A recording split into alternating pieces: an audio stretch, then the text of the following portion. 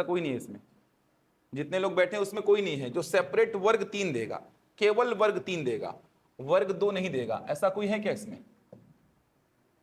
ऐसा कोई नहीं है इसमें, नहीं है ना ऐसा कोई?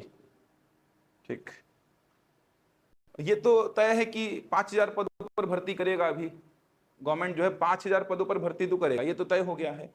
कब होगा इसके बारे में कोई अभी खबर नहीं आई है, लेकिन विभागीय तैयारी चालू हो गई है, तो बहुत विलंब भी नहीं होगा, ठीक ठाक समय पे हो जाएगा एग्जाम। सिलेबस देखा जाए तो बहुत बड़ा है। अच्छा, इसमें वर्ग 2 में मैथ्स और साइंस वाले कितने हैं?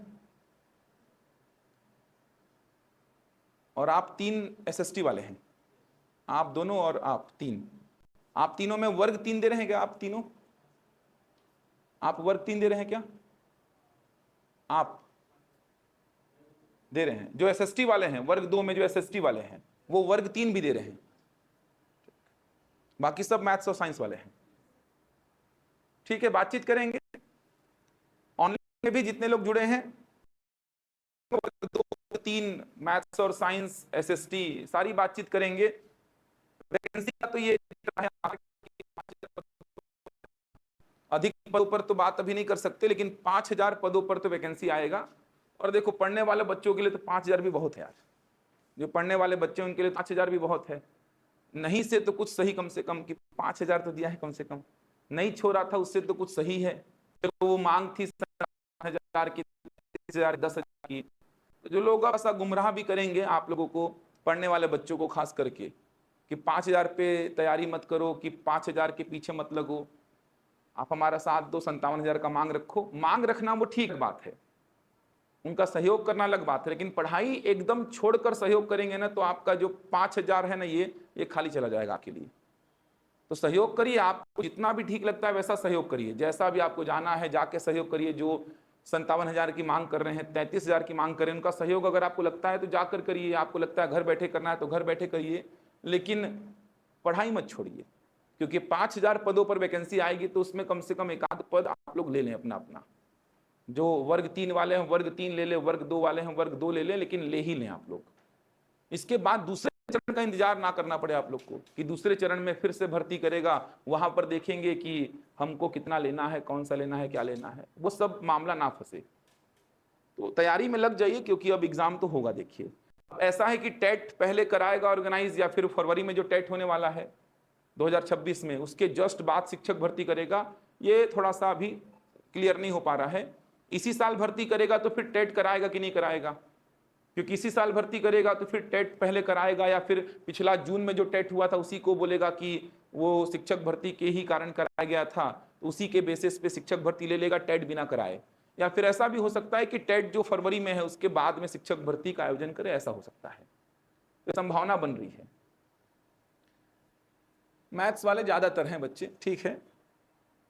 अब देखिए, स्ट्रक्चर अभी क्या है और आने वाले समय में क्या होगा, इसमें भी थोड़ा सा बात करते हैं, क्योंकि आप लोगों को पता है कि व्यापम ने स्ट्रक्चर सेट कर दिया है भर्ती परीक्षाओं का। एक स्ट्रक्चर, एक पूरा का पूरा स्ट्रक्चर व्यापम ने तैयार कर दिया है। वो स्ट्रक्चर क्या है तो आप लोगों को पता होगा। व्यापम ने एक स्ट्रक्चर सेट किया है कि जितनी भी भर्ती परीक्षाएं होंगी उसमें 100 प्रश्न पूछे जाएंगे, प्रत्येक प्रश्न होगा 1 अंक का, यानी 100 नंबर का पेपर होगा।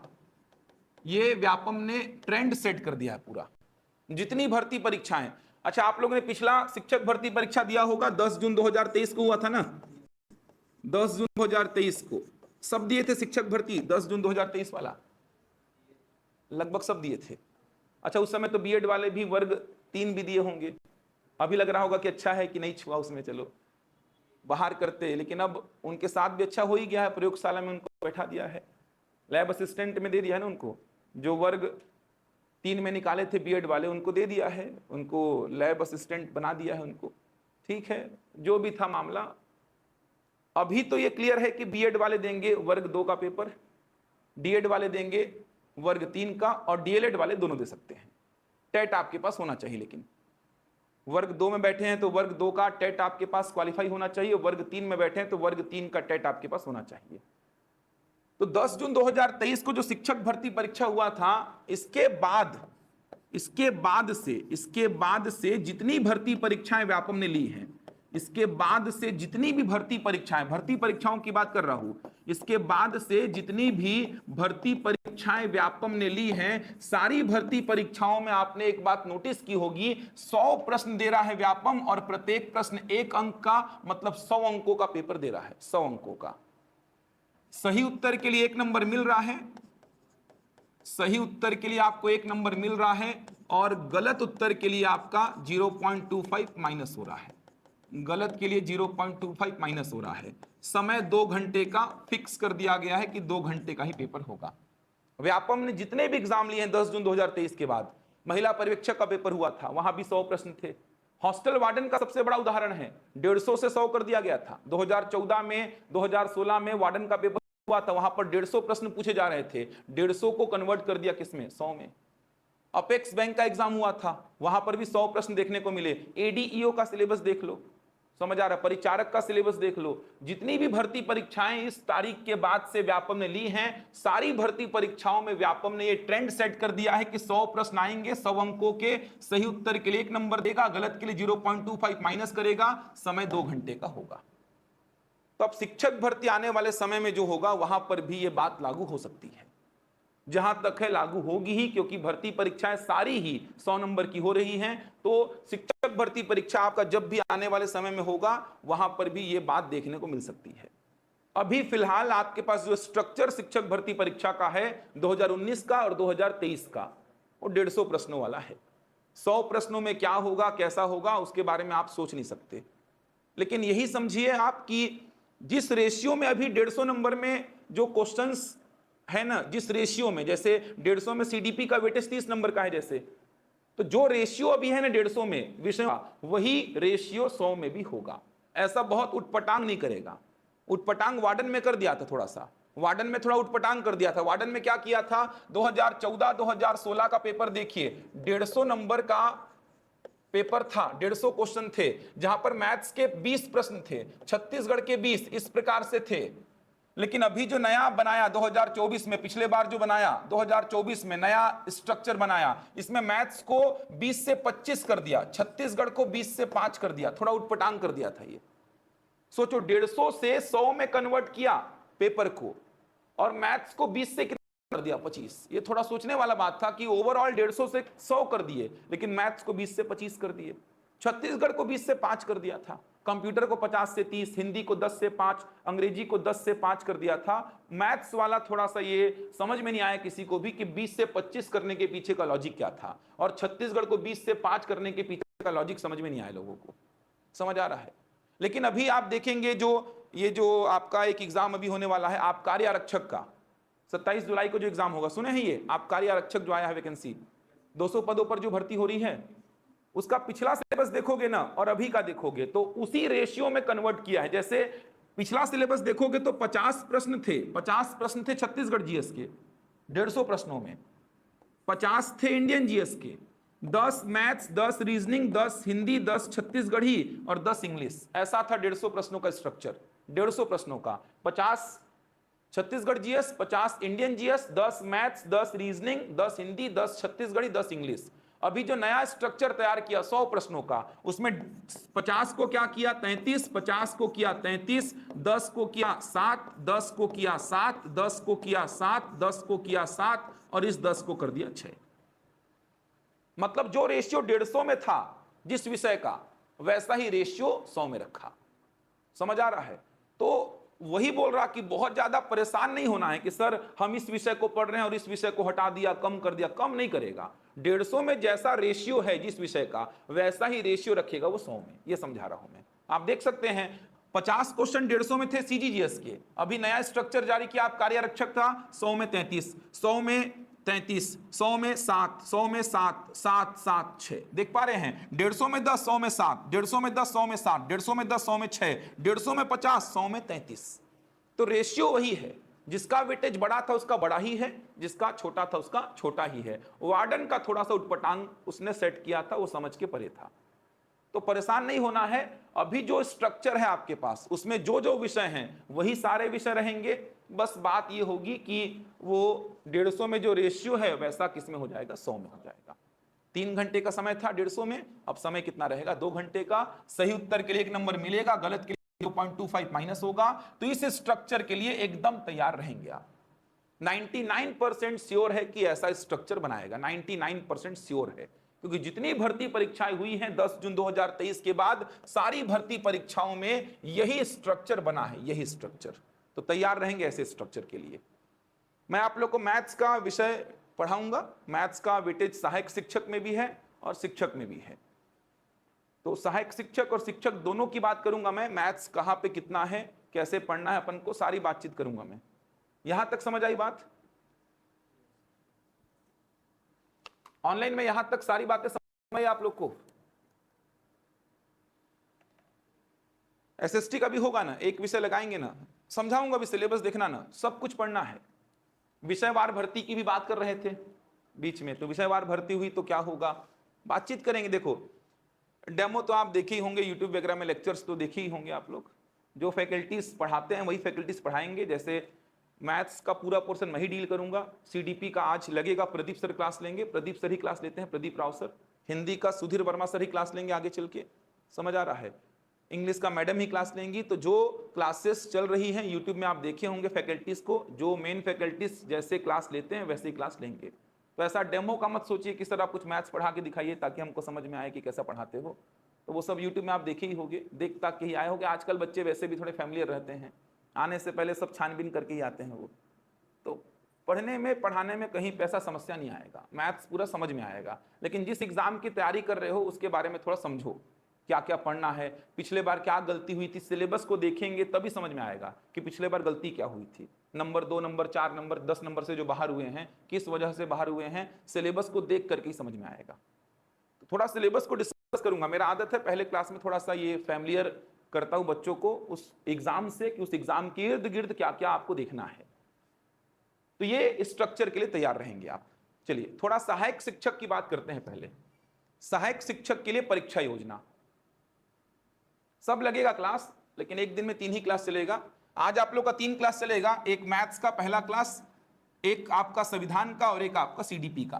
ये 3 क्लास चलेगा शुरुआत में। ये 3 क्लास अभी चलेंगी, आगे जाके क्लासेस और भी चलेंगी, सब कुछ होगा, लेकिन 3 विषयों के साथ कक्षाएं चालू होंगी।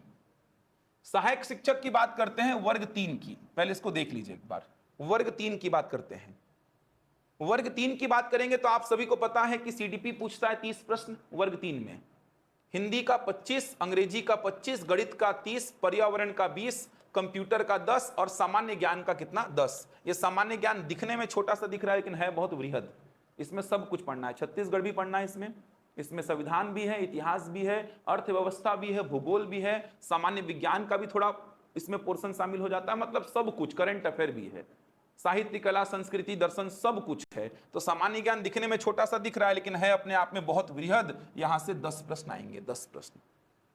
सहायक शिक्षक में जैसा कि 2019 और 2023 में 150 प्रश्न पूछे गए थे, 150 प्रश्नों में कहां से कितने प्रश्न, 30 सीडीपी, 25 हिंदी, 25 अंग्रेजी, 30 गणित, पर्यावरण का 20, कंप्यूटर का 10 और सामान्य ज्ञान का भी कितना 10। समझ आ रहा है?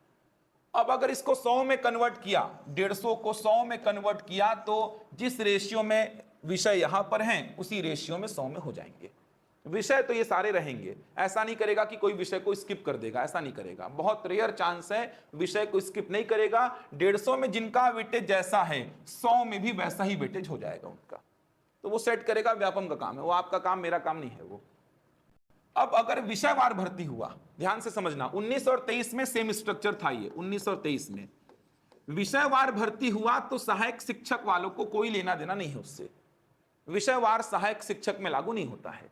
मतलब कि आप अगर साइंस वाले हैं तो सहायक शिक्षक में ये रहेगा पेपर, मैथ्स वाले साइंस वाले हैं तो ये रहेगा, ऐसा कुछ नहीं है इसमें। एसएसटी वाले हैं तो ये, मैथ्स और साइंस वाले हैं तो ये, ऐसा कुछ नहीं। सहायक शिक्षक का पेपर जो भी देगा, चाहे वो मैथ्स और साइंस वाला हो चाहे एसएसटी वाला हो, सब के लिए सेम रहेगा, सब के लिए सेम। सहायक शिक्षक में कोई बदलाव नहीं होगा। देखो 19 और 23 में तो विषयवार भर्ती हुआ ही नहीं, देखा जाए तो 19 और 23 में सबका कॉमन पेपर था। 23 में देखे होंगे सबका कॉमन पेपर था, सहायक शिक्षक सब एक ही पेपर दिए और शिक्षक के लिए भी सारे लोग सेम पेपर दिए। अगर विषयवार हुआ, अगर बोल रहा हूं विषयवार भर्ती हुआ, कंफर्म नहीं है, विषयवार भर्ती अगर हुआ भी तो सहायक शिक्षक वालों को उससे कोई लेना देना नहीं है। सहायक शिक्षक में जो बच्चे बैठेंगे सबको कॉमन पेपर ही देना होगा। 150 का स्ट्रक्चर अभी अपने पास है, 100 में कन्वर्ट किया तो 150 में जिस विषय का जैसा रेशियो है 100 में वैसा ही हो जाएगा वो। लेकिन पेपर तो यही देना होगा आपको सारे बच्चों को। मैथ्स और साइंस वाले अगर सहायक शिक्षक में बैठते हैं या एसएसटी वाले सहायक शिक्षक में जा रहे हैं तो सारे बच्चों का पेपर सेम रहेगा। समझ आ रहा है? अभी अपने पास ये है, ये 100 में कन्वर्ट होगा, ये तय है, मान के चलिए। शिक्षक की बात करूं तो 2019 और 2023 में जो पेपर हुआ, शिक्षक वर्ग 2 की बात करूं तो 2019 और 2023 में जो पेपर हुआ, 19 में और 23 में 150 प्रश्न, 150 अंक के, सीडीपी के 30 प्रश्न जैसा कि आप सभी को पता होगा, हिंदी के 25, अंग्रेजी के 25, गणित और विज्ञान मिला करके 30 हैं। गणित और विज्ञान मिला करके 30 हैं। समझ आ रहा है? सामाजिक अध्ययन के 20 प्रश्न, सामाजिक अध्ययन मतलब कि सामान्य ज्ञान ही समझिए उसको। समझ आ रहा है? कंप्यूटर के 10 और सामान्य ज्ञान के 10। तो देखा जाए तो मैथ्स और साइंस के कितने प्रश्न? मैथ्स और साइंस के प्रश्न कितने? 30। और एसएसटी के कितने प्रश्न? एसएसटी के भी कितने? 30। ये देखिए, ये 20 एसएसटी का ही पोर्शन है और ये 10 भी एसएसटी का ही है। समझ आ रहा है? तो कॉमन पेपर था सभी के लिए। कॉमन कैसे था? एसएसटी वाले को मैथ्स और साइंस के 30 प्रश्न हल करने हैं, मैथ्स और साइंस वालों को भी एसएसटी के 30 प्रश्न हल करने हैं। तो यहां पे ऐसा कोई भेदभाव दुर्भाव नहीं हुआ था कि आप मैथ्स और साइंस वाले हैं तो आपको ज्यादा कुछ वेटेज मिल रहा है या एसएसटी वाले हैं तो ज्यादा मिल रहा है। बैलेंस पेपर था, कॉमन था सभी के लिए। मैथ्स और साइंस वालों ने भी यही स्ट्रक्चर पे पेपर दिया और एसएसटी वालों ने भी यही स्ट्रक्चर पे पेपर दिया। बैलेंस था। बैलेंस कैसे था? एसएसटी वालों को भी मैथ्स और साइंस के 30 प्रश्न मिले और मैथ्स और साइंस वालों को भी एसएसटी के 30 प्रश्न मिले। ये देखो ना, ये एसएसटी का पोर्शन है और ये भी एसएसटी का पोर्शन है। अब देखो, अगर कॉमन भर्ती हुआ, कॉमन पेपर लिया, तो यही सारा विषय आपको पढ़ना है। बस 150 को कन्वर्ट किसमें करेगा? 100 में। तो 150 में जिसका जैसा वेटेज है 100 में वैसा ही हो जाएगा। लेकिन अगर विषयवार भर्ती किया, यहां पर ध्यान से समझना, आप खेल होगा वर्ग 2 में, शिक्षक में ही होगा। अगर विषयवार भर्ती किया, जिसकी जानकारी किसी के पास नहीं है अभी, लेकिन अगर विषयवार भर्ती किया, बीच में क्योंकि बातें आ रही थी कि विषयवार भर्ती होगी, थोड़ा सिस्टमेटिक भर्ती करेंगे, बृजमोहन अग्रवाल घोषणा किए थे तब की विषयवार भर्ती होगी, ये है वो है, बहुत सारी बातें आई थी।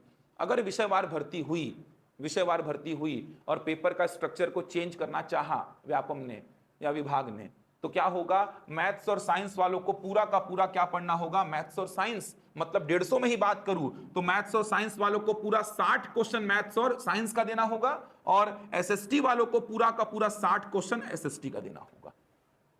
अगर विषयवार भर्ती का स्ट्रक्चर बदला तो ये सब तो कॉमन रहेगा। सीडीपी दोनों को देना होगा, 150 में ही बात करते हैं।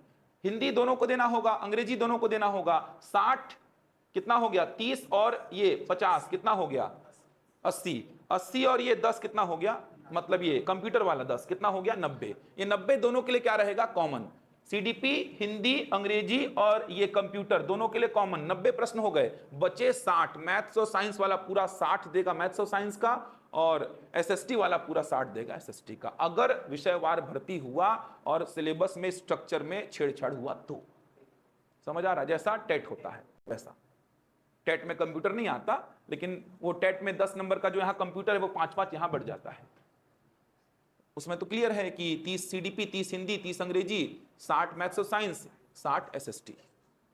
वैसा ही कुछ होगा, बस यहां पे 5 नंबर का ये जो इधर पे कमी है, इधर पे कमी, उसका कंप्यूटर मैनेज करता है। अगर विषयवार भर्ती हुआ तो।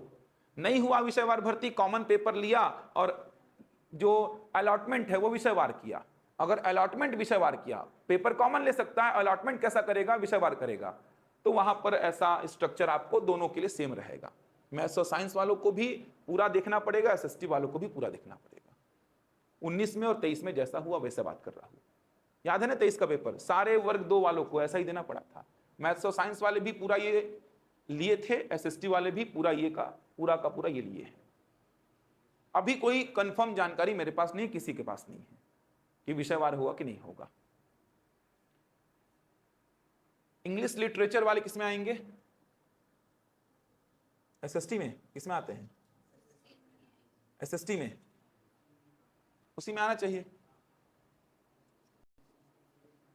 अभी कुछ कंफर्म नहीं है। बीच में क्या हुआ ना, कुछ विशेषज्ञों का क्या कहना था कि जब बीच में शिक्षक भर्ती आने को था एकदम कि शिक्षक भर्ती होने वाला है, तो विशेषज्ञों का क्या कहना था कि कॉमन पेपर रखिए, क्योंकि 9-10 का सिलेबस है, जो मैथ्स और साइंस वाले उनको भी 30 नंबर का एसएसटी मिल रहा है, और जो एसएसटी वाले उनको भी 30 नंबर का मैथ्स और साइंस मिल रहा है। तो संभावना मुझे तो ज्यादा इसकी लग रही है, लेकिन हो सकता है विषयवार भर्ती हो तो वर्ग 2 से खिलवाड़ होगा, थोड़ा छेड़छाड़ होगा। छेड़छाड़ कैसा होगा? वही होगा कि मैथ्स और साइंस का जो 30, एसएसटी का 30, ये पूरा 60 का मैथ्स और साइंस वालों के लिए, पूरा 60 का एसएसटी वालों के लिए, ऐसा हो जाएगा।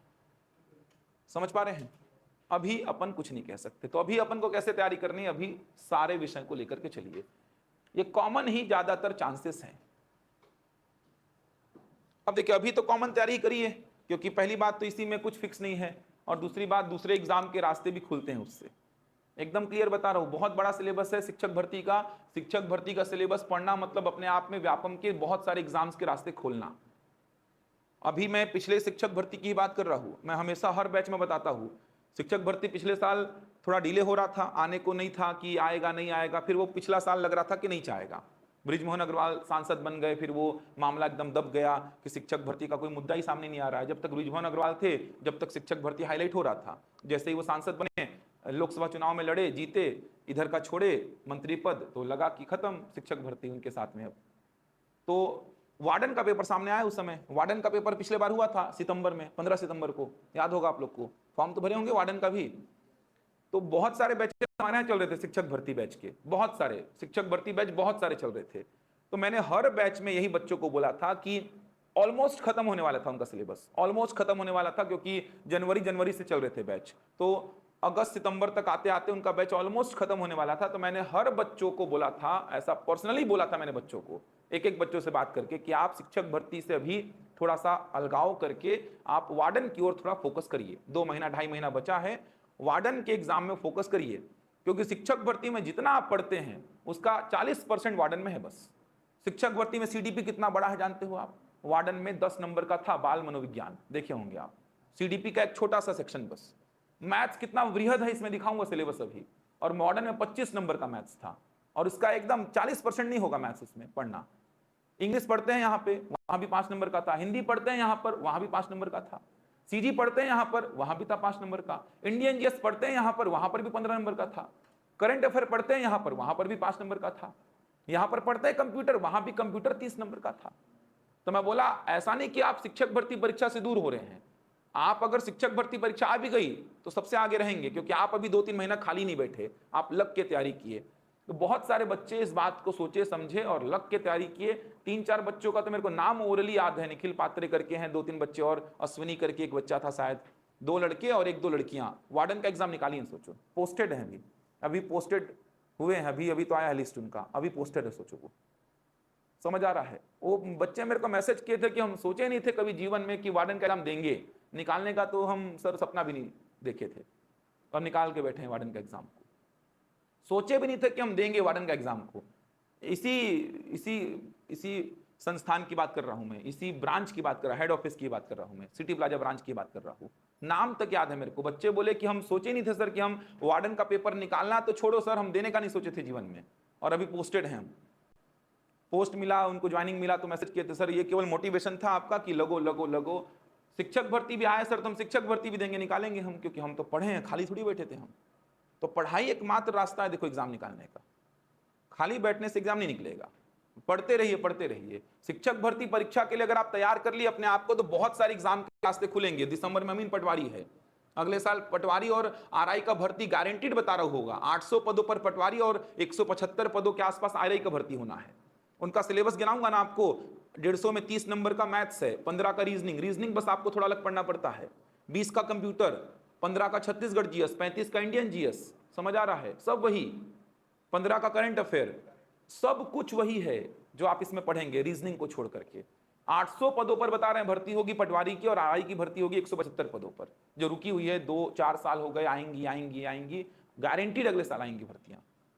लग के तैयारी करिए। शिक्षक भर्ती आए वो भी रहेगा, ऑप्शन रहेंगे आपके पास किसको ज्वाइन करूं, ऐसा स्थिति आ जाएगा ढंग से पढ़ेंगे तो, कि किसमें अपना सर भविष्य देखूं, मैं आरआई में जाऊं कि पटवारी में कि शिक्षक में।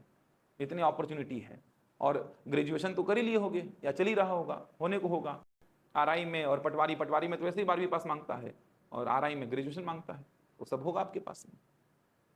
तैयारी करिए, तैयारी एकमात्र रास्ता है। दिसंबर तक ऐसा लग के तैयारी कर दीजिए, दिसंबर से पहले मुझे लग भी नहीं रहा है कि शिक्षक भर्ती परीक्षा करेगा। मुझे तो संभावना यही लग रही है कि फरवरी के टेट के बाद करेगा वो, मुझे जहां तक संभावना लग रही है, मुझे ऐसा लग रहा है। बाकी पहले भी कर सकता है, क्योंकि अभी थोड़ा हड़बड़ाहट हो गया उनको, थोड़ा सा डर है, भय है, जो भी कारण है, अभी जल्दी करना चाह रहे हैं वो।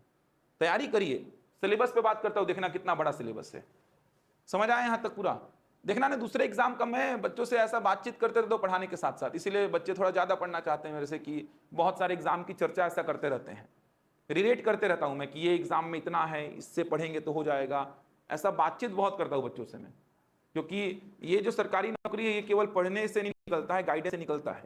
सही रास्ते पे चलेंगे तो निकलेगा एग्जाम, ऐसा एग्जाम है ये। सिलेबस पे आता हूं अब मैं, 150 में ही बात करेंगे, अभी 100 का तो अपने पास है नहीं। तो 150 में पहले गणित की बात करते हैं। सहायक शिक्षक में, सहायक शिक्षक में कितने प्रश्न हैं? 30। बड़ा वेटेज है, सबसे बड़ा वेटेज है, सीडीपी के साथ बराबर वेटेज रखा है गणित। 30 प्रश्न आएंगे। इसके सिलेबस की पहले बात कर रहा हूं, गणित में क्या क्या लिखा है देखना। देखो गणित में क्या क्या सिलेबस में है। इकाई 1 और इकाई 2 गणित का शिक्षण शास्त्र है, गणित का पेडागोजी, गणित का शिक्षण शास्त्र। इकाई 1 और इकाई 2 सहायक शिक्षक की बात कर रहा हूं, देखना सब मिलता जुलता सिलेबस है। तो सहायक शिक्षक में इकाई 1 और इकाई 2 जो है, ये है आपका गणित का शिक्षण शास्त्र, मतलब गणित का पेडागोजी, थ्योरी पोर्शन है। लेकिन ये थोड़ा सा आश्चर्य वाली बात है, आप लोग भी जानते हैं कि 2023 में इधर से एक भी प्रश्न नहीं आया था। 30 का 30 प्रश्न पूरा न्यूमेरिकल प्रॉब्लम था, और शिक्षक में 15 का 15 प्रश्न पूरा न्यूमेरिकल प्रॉब्लम, 30 का 30 प्रश्न पूरा न्यूमेरिकल प्रॉब्लम, एक भी प्रश्न इधर से नहीं आया। अच्छा, टेट में तो डिसाइड रहता है पहले से ही कि कहां से कितना आएगा, लेकिन शिक्षक भर्ती परीक्षा में ऐसा कुछ नहीं है। 30 का 30 प्रश्न पूरा न्यूमेरिकल प्रॉब्लम था, सहायक शिक्षक में इधर से एक भी प्रश्न नहीं आया था। इसका यह मतलब नहीं कि अगले साल भी नहीं आएगा, हो सकता है आए, हो सकता है ना भी आए। तो आपको तैयार तो करना पड़ेगा, इसको समझ के पढ़ेंगे, इसको रटेंगे नहीं। बच्चे क्या है ना, रटने के पीछे जाते हैं, जैसे आगमन पद्धति, निगमन पद्धति, बच्चे रटने के पीछे जाते हैं। उसको तो समझना बहुत आसान है यार, समझ आ रहा है? आगमन क्या होता है, निगमन क्या होता है, मूर्त अवधारणा क्या होती है, अमूर्त अवधारणा क्या होती है, इसको समझ के पढ़ेंगे तो ज्यादा अच्छा रहेगा। समझ के पढ़ना होता है इसको। बच्चे रटने के पीछे जाते हैं, थ्योरी बना के सोचते हैं इसको रटें। रटना थोड़ी समझना है। जैसे मैं बात किया मूर्त अवधारणा, मूर्त का मतलब क्या? जिसका भौतिक अनुभव हम कर सकें। समझ आ रहा है? जैसे पेन क्या है? मूर्त है, इसको मैं भौतिक अनुभव कर पा रहा हूं, इसको मैं यूज कर पा रहा हूं, इससे मैं लिख पा रहा हूं।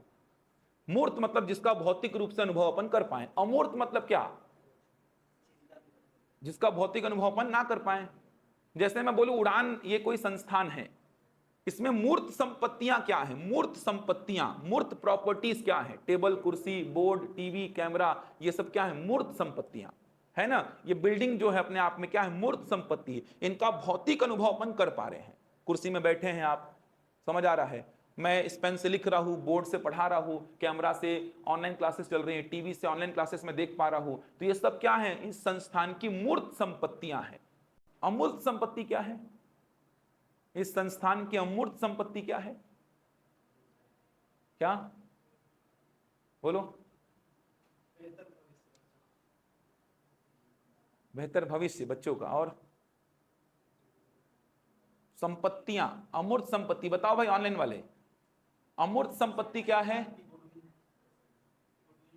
गुडविल। क्या लगता है यार, सोच के बताओ।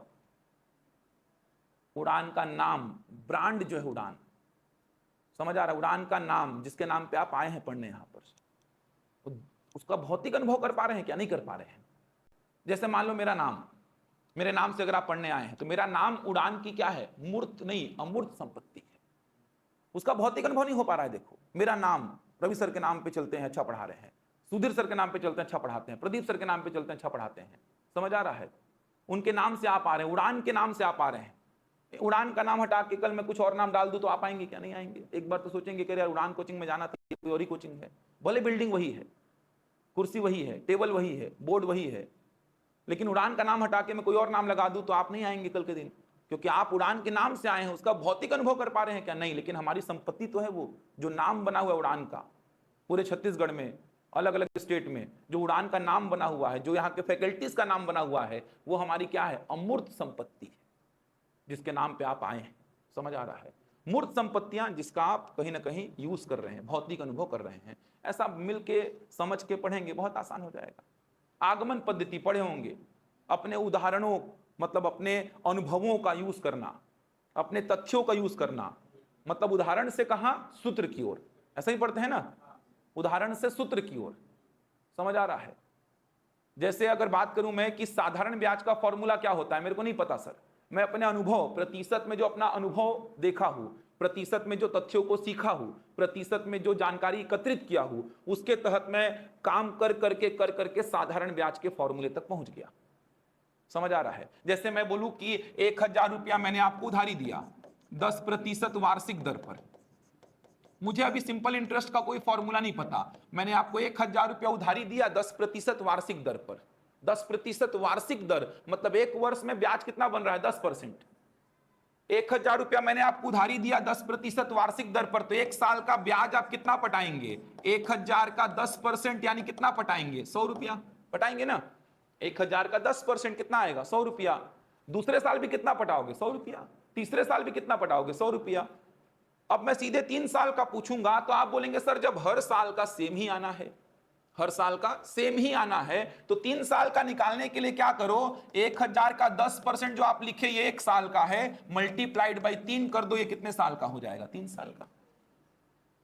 अब यहां से सर अपन ने फॉर्मूला निकाला, मूलधन गुणा दर गुणा समय बटा 100। समझ आ रहा है? ये कौन सी पद्धति हो गई, आगमन। अपन अपने तथ्यों का, अपने अनुभवों का जो अपन ने प्रतिशत में सीखा, उदाहरणों का यूज करके सूत्र तक पहुंचे, यह पद्धति हुई आगमन। निगमन क्या होता, सीधे मैं साधारण ब्याज चालू करता और बोलता साधारण ब्याज का फॉर्मूला लिखो, मूलधन गुणा दर गुणा समय बटा 100, चलो पहला क्वेश्चन लिखो, दूसरा क्वेश्चन लिखो। यह पद्धति क्या हो जाती, निगमन हो जाती। समझ आ रहा है? समझ के पढ़ना है। मेहनत ज्यादा कहां लग रही है, आगमन में। आगमन में ज्यादा मेहनत लग रही है, पढ़ने में, पढ़ाने में आगमन में ज्यादा मेहनत है। समझ आ रहा है? तो ज्यादा लंबे समय तक आपके साथ कौन चलेगी, आगमन की निगमन? आगमन चलेगी, क्योंकि भाई इसको आपने समझा है, अपने अनुभव से निकाला है, अपने तथ्यों से निकाला है, तो ज्यादा स्थायित्व कौन देगा, आगमन देगा। लेकिन एक प्रश्न आता है, वर्तमान की शिक्षण पद्धति स्कूलों में कैसी है, तो आंसर क्या टिक करना, निगमन। और है भी निगमन। वहां पे कहां ये सब सिखाएंगे आपको, वहां पे तो सीधे बोलेंगे कि साधारण ब्याज का फॉर्मूला लिखो, उसमें वैल्यू पुट करो, आंसर निकालो। तो समझ के पढ़ना ही समझा रहा हूं मैं आपको। हाँ, समझ के पढ़ना है। समझ आ रहा है? जाइए, समझ के पढ़ना है। समझ आ रहा है? तो देख ताक के पढ़ना है, ऐसा हड़बड़ी नहीं करना है आपको, हड़बड़ी नहीं करना है ऐसा आपको। देख ताक के पढ़ना है, समझ के पढ़ना है, थोड़ा सा देखना है कि प्रैक्टिकल, थोड़ा व्यवहारिक एग्जाम्पल्स लेके आपको काम करना है। व्यवहारिक एग्जाम्पल्स लेके काम करेंगे तब जाके प्रश्न बनेंगे आपसे। तो व्यवहारिक एग्जाम्पल्स लेना है, जो एक्चुअल में हो रहे हैं एग्जाम्पल्स, उनको लेना है, डील करना है, तब जाके आपका ये सेक्शन अच्छा होगा। तो ये इकाई 1 और 2 पूरा का पूरा पेडागोजी है, ये गणित का शिक्षण शास्त्र है, मैथ्स का पेडागोजी, गणित का शिक्षण शास्त्र। तो पढ़ेंगे, पढ़ाऊंगा पूरा, बस अभी मैं चर्चा कर रहा हूं आपसे पूरी, सहायक शिक्षक की बात कर रहा हूं। इसके बाद आगे बढ़ेंगे तो आगे वही सब चैप्टर आपको दिखाई देंगे जो व्यापम या पीएससी में और भी एग्जाम्स कभी आप दिए होंगे तो जो चैप्टर मिलते हैं, जैसे दशमलव प्रणाली है, मीट्रिक प्रणाली, लंबाई, क्षेत्रफल, आयतन, द्रव्यमान, समय माप, मतलब इनकी इकाइयों को पढ़ना है। इस चैप्टर में इनकी इकाइयों को, लंबाई की इकाई क्या होती है, क्षेत्रफल का क्या, आयतन का क्या, इनकी इकाइयों को डील करना है आपको।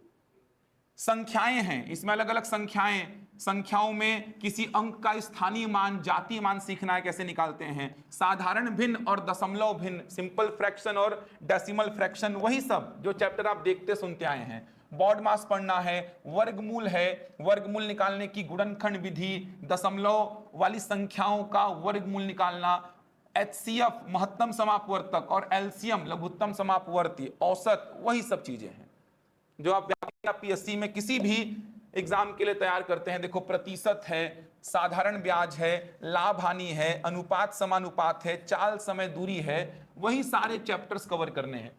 ये देखिए, एक एक नियम, समय, कार्य, मजदूरी, ये थोड़ा सा ज्योमेट्री और मेंसुरेशन का सेक्शन है, और लास्ट में समय है, ज्यामिति और क्षेत्रमिति का थोड़ा सा सेक्शन है इसमें।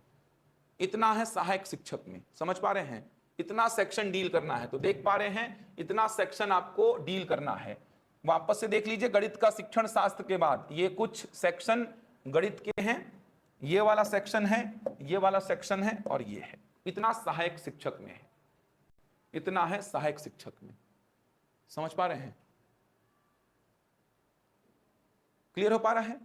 सहायक शिक्षक में इतना पढ़ना है, मतलब देखा ना तो सभी है, औसत है, प्रतिशत है, लाभ हानि है, लसमस है, साधारण ब्याज है, समय कार्य है, चाल समय दूरी है, ज्योमेट्री मेंसुलेशन का थोड़ा सा सेक्शन भी डील करना है, तो लगभग सब पढ़ना है। लगभग मैथ्स में जो सुनते हैं बचपन से क्लास 1 से क्लास 10 तक जो चैप्टर्स पढ़े हैं वही सारे चैप्टर्स पढ़ने हैं यार। बस आप त्रिकोणमिति को छोड़ दीजिए, साइन कॉस टेन ये सब नहीं करना है अपन को, उसको छोड़ करके क्लास 1 से क्लास 10 तक आपने जितना भी मैथ्स पढ़ा है वही सब मैथ्स पढ़ना है। लेकिन शिक्षक में इससे बहुत ज्यादा है, शिक्षक में देखना इससे बहुत ज्यादा है। चलिए शिक्षक की बात करते हैं। जैसा कि आपने देखा कि गणित और विज्ञान के 30 प्रश्न, जिसमें गणित के कितने आते हैं 15 और विज्ञान के भी कितने आते हैं 15। गणित के 15 विज्ञान के 15, लेकिन विषय वार भर्ती हुआ तो समझ लेना गणित के 30 और विज्ञान के 30 हो जाएंगे, जैसा टेट में रहता है वैसा हो जाएगा। ये पहला सेक्शन वही गणित का पेडागोजी, पहला सेक्शन वही है गणित का पेडागोजी, समझ आ रहा है? गणित का पेडागोजी पहला सेक्शन वही। इकाई 1 में देखो वहां पे जो 1 और 2 में था उसको मिला करके इकाई 1 में पूरा पूरा गणित का पेडागोजी कर दिया है। तो ये गणित का पूरा पूरा पेडागोजी है, वही चीजें सेम वही इकाई 1 और 2 में जो था उसको मर्ज करके एक इकाई बना दिया। इसके बाद देखना चालू होगा न्यूमेरिकल चैप्टर। इकाई 2 ये देखिए घातांक है, वहां पे नहीं था, घातांक के नियम पढ़ने हैं, करनी के नियम पढ़ने हैं, बीजीय व्यंजक मतलब वही वी बॉड मास वगैरह का यूज, बीजीय व्यंजक का मतलब कुछ अलग नहीं होता है, वही वी बॉड मास वगैरह जो पढ़े हैं जो सहायक शिक्षक में देखे वही है। गुणनखंड है, समीकरण, समीकरण में रैखिक समीकरण, युगपत समीकरण जो है वो सब डील करने हैं, एक चर वाले दो चर वाले। श्रेणियां यहां पर कवर करनी है, सहायक शिक्षक से ज्यादा है। देखो समांतर श्रेणी, गुणोत्तर श्रेणी, यहां से प्रश्न आता ही है, एपीजीपी जिसको बोलते हैं। ये देखिए उसके बाद ब्याज में साधारण ब्याज चक्रवृद्धि ब्याज दोनों हैं, जबकि वहां पे केवल साधारण ब्याज था। अनुपात समानुपात, प्रतिशत, समय दूरी वही सब है। ये देखिए ये थोड़ा सा ज्यादा आ गया, देखिए ये थोड़ा ज्यादा आ गया। यहां पर रेखा कोण भी आ गया है, यहां पर त्रिभुज चतुर्भुज वृत्त भी आ गए हैं, त्रिभुजों की सर्वांग समता समरूपता भी आ गया है, और आयतन में घन घनाभ बेलन वाला सेक्शन भी आ गया है। मतलब जो ज्यामिति और क्षेत्रमिति का सेक्शन है वो यहां पर थोड़ा सा ज्यादा है। प्रमेय वगैरह भी डील करने हैं, कुछ त्रिभुजों की सर्वांग समता समरूपता भी डील करना है। और भी ये देखिए खत्म नहीं हुआ अभी, ये देखिए ये भी है सांख्यिकी, आंकड़ों का संग्रह एवं वर्गीकरण, बारंबारता बंटन सारणी, मिलान चिन्ह पढ़े होंगे ना सब, बार ग्राफ, लाइन ग्राफ, ये सब पढ़े होंगे, देखे होंगे। Bar graph, line graph, pie chart, pie chart का मतलब ऐसा एक सर्कल के सेक्टर में डेटा को शो करते हैं, देखे होंगे ऐसा क्वेश्चन। ये भोजन पर खर्च बता रहा है, ये परिवहन पर खर्च बता रहा है। बार ग्राफ, दंड आलेख का मतलब ऐसा एक्स और वाई एक्सिस पे बार ग्राफ बना के डेटा को रिप्रेजेंट करते हैं, ऐसा देखे होंगे आप। बार ग्राफ एक्स और वाई एक्सिस पे डेटा को रिप्रेजेंट करते हैं बार ग्राफ में। लेखा चित्र का मतलब एक्स और वाई एक्सिस पे इस प्रकार से लेखा चित्र बना के डेटा को रिप्रेजेंट करते हैं, समझ आ रहा है? ये देखिए वृत्तीय ग्राफ, पाई चार्ट ऐसा होता है, लेखा चित्र ये होता है लाइन ग्राफ, मिलान चिन्ह, लेखा चित्र, सब कुछ है। देखिए बार ग्राफ, समझ आ रहा है? सब कुछ है, बार ग्राफ भी है, लाइन ग्राफ भी है, इसके अलावा पाई चार्ट भी है, मिलान चिन्ह भी है। आयतन, आयतन मतलब वो जो अपन पढ़ते हैं इसी का एक अलग फॉर्मेट होता है, इसी का एक अलग फॉर्मेट होता है। इसके अलावा माध्य माध्यिका बहुलक वाला सेक्शन भी है यहाँ पर, माध्य माध्यिका बहुलक और परिसर सुने होंगे, वो भी सेक्शन है। तो शिक्षक में तो इतना मैथ्स है ना कि शिक्षक का मैथ्स पढ़ लिया मतलब आप व्यापम पीएससी का किसी भी एग्जाम का मैथ्स पढ़ने के लिए, देखने के लिए, देने के लिए तैयार हो आप। इतना मैथ्स है, देख पा रहे हो? क्या नहीं है इसमें बताओ ना, सब कुछ है इसमें, क्या ऐसा है जो नहीं है? आपको इवन माध्य माध्यिका बहुलक परिसर ये भी बोल दिया, माध्य माध्यिका बहुलक परिसर, ये जो सेक्शन है ना ये यही वाला है, बहुलक और परिसर, माध्य माध्यिका बहुलक और परिसर। कहने का मतलब मीन, मीडियन, मॉड और रेंज, सब कुछ है इसमें। इसमें ऐसा आता है कुछ डेटा आपको दे देगा, बोलेगा कि इसके लिए पाई चार्ट बनाना सही रहेगा कि बार ग्राफ बनाना सही रहेगा कि लाइन ग्राफ बनाना सही रहेगा, कौन सा ग्राफ खींचेंगे, इन डेटा के आधार पे कौन सा ग्राफ खींचेंगे, ये सब भी आता है। इतना सेक्शन है। ज्यामिति और क्षेत्रमिति में लगभग सब पढ़ना है, सब कुछ है। देखो रेखा और कोण, अलग अलग प्रकार की रेखाएं, अलग अलग प्रकार के कोण, कोण में जैसे एकांतर अंतः कोण, एकांतर बाह्य कोण, संगत कोण सुने होंगे ना सब, शीर्षाभिमुख कोण, पूरक कोण, संपूरक कोण, न्यून कोण, अधिक कोण, सम कोण, सब पढ़ना है आपको। त्रिभुज भी है, चतुर्भुज भी है, वृत्त भी है। ये देखिए त्रिभुज, चतुर्भुज, वृत्त सब कुछ पढ़ना है। अलग अलग प्रकार के त्रिभुज, विषम बाहु, समबाहु, समद्विबाहु, समकोण, समद्विबाहु, समकोण, समझ आ रहा है। चतुर्भुज में आयत, वर्ग, समांतर चतुर्भुज, समलंब चतुर्भुज, सम चतुर्भुज, सारे चतुर्भुज। वृत्त में अर्धवृत्त भी पढ़ना है। उसके बाद 3D में भी देखो, घन है, घनाभ है, बेलन, ये सब भी पढ़ना है। देखो तो क्षेत्रमिति और ज्यामिति का सेक्शन थोड़ा सा यहां पे ज्यादा है। इसके अलावा चैप्टर्स ये सब तो जानते ही हैं, पूरे कंसेप्चुअल चैप्टर हैं। प्रतिशत लाभ हानि तो होना तय ही है। प्रतिशत और लाभ हानि तो पूरा सेम चलता है। प्रतिशत और लाभ हानि तो किसी भी कंपटीशन एग्जाम में होते हैं, और इसी से लिंक होता है एसआई और सीआई। प्रतिशत, लाभ हानि, एसआई और सीआई चारों हैं। देखो प्रतिशतता, जन्म और मृत्यु दर वाले क्वेश्चन भी आते हैं। इसके अलावा लाभ हानि, ये देखिए साधारण ब्याज, चक्रवृद्धि ब्याज, अनुपात समानुपात, चाल समय दूरी भी है। देखो रेलगाड़ी, नावधारा सब पढ़ना पड़ता है आपको। इतना सेक्शन है। देखो समझ आ रहा है? समझ आया यहां तक? तो इतना वृहद है, सोचो। और बच्चे सोचते हैं कि विज्ञापन जारी होगा तो हम तैयारी करना स्टार्ट करेंगे। फिर वही गलतियां, वही 1 नंबर 2 नंबर से बाहर। कैसे हो पाएगा बताओ ना मेरे को, कैसे कंप्लीट करोगे? 2.5 महीना तो मैथ्स खत्म करने में लगता है, कम से कम 2.5 महीना। 80-90 क्लास लगता है मेरे को मैथ्स खत्म करने में, 80-90 क्लास।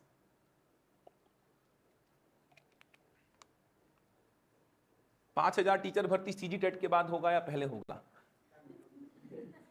ऐसा कमेंट आ रहा है। क्या चाहते हैं, बाद में हो कि पहले हो?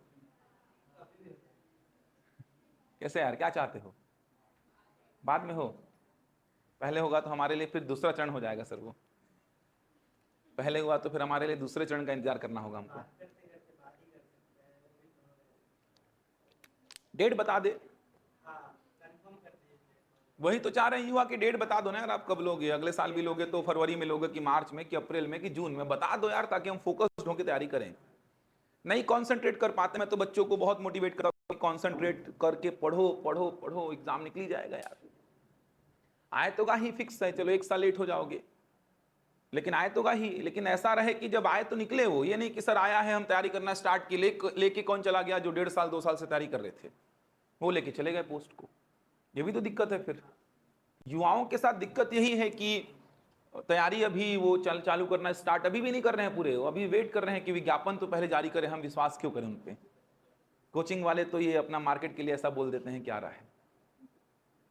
हम थोड़ी किसी युवा को पकड़ के ला रहे हैं, हम बैच डाल रहे हैं। आना है, युवा जो आ रहे हैं वो खुद आ रहे हैं, जिनको पढ़ना है, जो अपना भविष्य चाहते हैं। अरे आए तो आज नहीं तो कल आएगा। और इतना बड़ा सिलेबस है, ये जो जानते नहीं ना कुछ भी, ये जो ऐसे लफंटू टाइप के घूमते रहते हैं, जो नेता भी हैं और सोचते हैं हमको सब आता है, उनको शिक्षक भर्ती का सिलेबस नहीं पता होगा।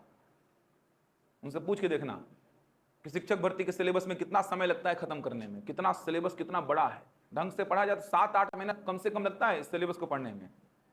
अभी तो मैं मैथ्स का ही सिलेबस दिखाया हूं भाई। सीडीपी है, हिंदी है, अंग्रेजी है, पूरा इंडियन जीएस है, उसमें इतिहास है, संविधान है, भूगोल है, अर्थव्यवस्था है, और विज्ञान में सब कुछ है, फिजिक्स केमिस्ट्री बायो पूरा। कैसे खत्म करोगे यार? और खत्म करने का मतलब है थोड़ी कि खत्म हो गया, कुछ पता नहीं चला हमको, खत्म हो गया, कुछ समझ में ही नहीं आया हमको। वो भी तो खत्म होना गलत है।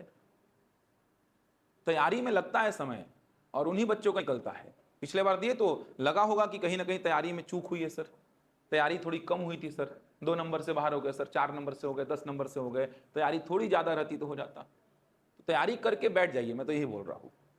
तैयारी करिए, बार बार रिवीजन करिए, क्योंकि इतना सारा सिलेबस है, देख रहे हो ना। शिक्षक में ही जाओगे तो सब कुछ पढ़ना है आपको। अब इतना सारा पढ़ना है तो समय तो देना पड़ेगा। और ऐसा भी नहीं कि एक बार पढ़े तो याद हो गया, उसमें समय लगता है भाई, रिवीजन लगता है। बार बार छत्तीसगढ़, बार बार इतिहास, बार बार भूगोल को पढ़ोगे तब जाके तथ्य याद होते हैं। विज्ञान को बार बार पढ़ना पड़ेगा तब जाके चीजें याद हो पाएंगी। तो समय तो लगेगा, इसमें अच्छा खासा समय लगता है। तो मैं मैथ्स विषय आप लोग का लूंगा पूरा, अब पूरा पढ़ाऊंगा मैथ्स में, ऐसा कुछ छोड़ूंगा नहीं मैं। हर बैच में पूरा ही चल रहा है, ऐसा कुछ छोड़ूंगा नहीं मैथ्स में। मैथ्स वगैरह आता है कि नहीं आता आप लोग को? आता है ठीक ठाक? नहीं आता है क्या? आप तो मैथ्स वाले हो ना, मैथ्स और साइंस वाले ना? आप सब तो मैथ्स और साइंस वाले ही हो ना? फिर तो आता होगा मैथ्स कि नहीं आता है? संख्या पद्धति से स्टार्ट करेंगे काम करना, संख्या पद्धति से।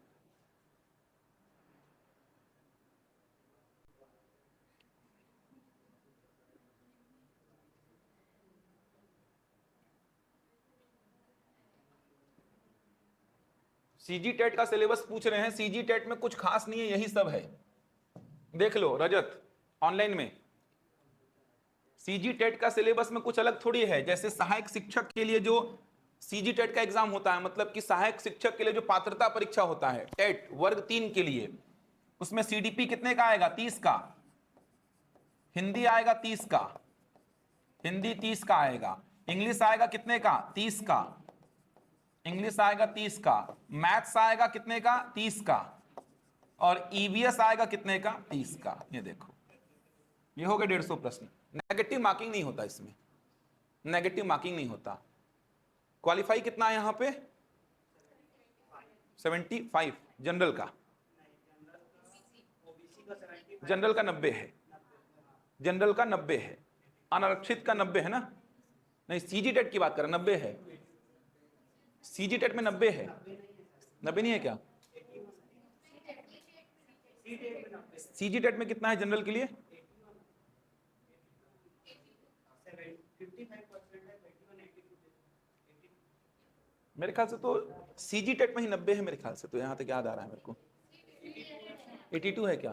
ठीक है, ठीक है। जो भी होगा सिलेबस देख लीजिए एक बार, क्वालिफाई नंबर एक बार देख लीजिएगा। सीजी टेट सी टेट में थोड़ा सा डिफरेंस है, थोड़ा सा वही कंफ्यूजन होता है, देख लीजिएगा एक बार। 90 बता रहे हैं, मेरे को याद है यार, वही बोल रहा हूं मैं। ओबीसी का 75 है। सीजी टेट में जनरल अनारक्षित का 90 नंबर है, याद है मेरे को, ही बोल रहा मैं। और 75 है ओबीसी SC ST का। 50% 60%, 50% है कैटेगरी वालों का और 60% है अनारक्षित का। सीजी टेट की बात कर रहा हूं मैं। 50% 60% ही है सीजी टेट में, यही फिक्स है। मैं सीजी टेट की ही बात कर रहा हूं, क्योंकि आगे जाके पता नहीं सी टेट वैलिड रहेगा अभी कि नहीं रहेगा। सीजी टेट को रखिए अपने पास में, अभी तो वैलिड है, आगे जाके बोल रहा, बहुत आगे जाके विवाद हो रहा है उस पर। 75 मार्क्स और 90 मार्क्स। सहायक शिक्षक के लिए वर्ग 3 के लिए जो पात्रता परीक्षा है, सीडीपी 30, हिंदी 30, अंग्रेजी 30, मैथ्स 30 और ईवीएस 30। ऑनलाइन में जिनका डाउट था। और शिक्षक के लिए देख लीजिए, शिक्षक में क्या होगा? शिक्षक में आपको पता होगा, शिक्षक में क्या होगा ये देखिए। शिक्षक में क्या होगा? 30 का सीडीपी आएगा, 30 का हिंदी, 30 का अंग्रेजी, 90 ये हो गया। मैथ्स और साइंस वालों के लिए 60 का मैथ्स और साइंस रहेगा, और एसएसटी वालों के लिए 60 का एसएसटी रहेगा। तो वही सिलेबस है शिक्षक भर्ती में, जो है वही चीजें आती हैं। कंप्यूटर को हटा दीजिए बस।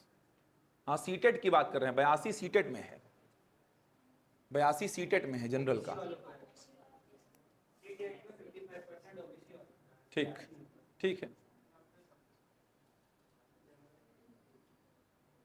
तो सीजी टेट में 90 और 75 है, ऐसा 50% और 60% ऐसा है। सीजी टेट की बात कर रहा हूं मैं। अब एग्जाम इससे पहले होगा कि बाद में होगा, कुछ अभी कह नहीं सकते। तैयारी करते रहिए, लेकिन तैयारी में कमी ना हो।